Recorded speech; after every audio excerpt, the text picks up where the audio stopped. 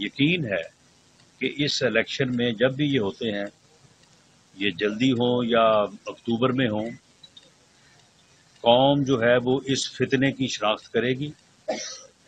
اور ووٹ کی طاقت سے اسے مائنس کرے گی، ورنہ یہ اس قوم کو کسی حادثے سے دوچار کر دے گا۔ جہاں تک رانا حبیب صاحب نے بات کی ہے اس کی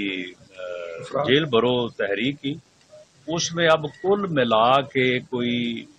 100 سوا 100 آدمی اکٹھا ہوا ہے،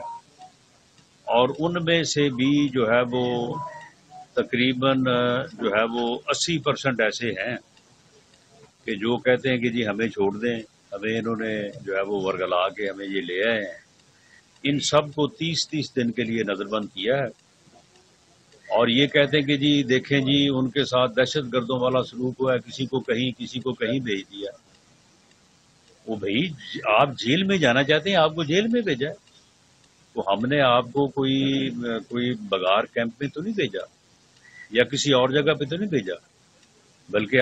ہم جیلوں کی سیر کروا رہے ہیں تاکہ آپ تمام جیلوں کے حالات کو آپ کو معلوم ہوں، اور آپ خود جو ہے وہ آپ نے کہا ہے کہ ہم نے جیل میں جانا ہے، اور جب آپ نے جیلیں بھرنی ہیں تو پھر ہم نے جہاں جہاں پہ آپ نے گرفتاریاں دینی ہیں وہ جیلیں تو خالی رکھنی ہیں، تو اس لیے پہلے دور دراز کی جیلیں بھریں گے، اس کے بعد پھر نزدیک کی بھریں گے۔ تو ابھی تک تو ڈیرہ غازی خان، راجن پور، مظفر گڑھ، شاہ پور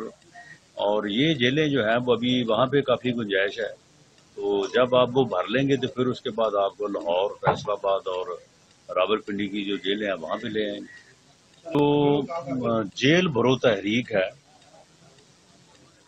یہ اب پی ٹی آئی کے لیے اور عمران خان نیازی کے لیے تو ڈوب برو تحریک جو ہے وہ بن چکی ہے۔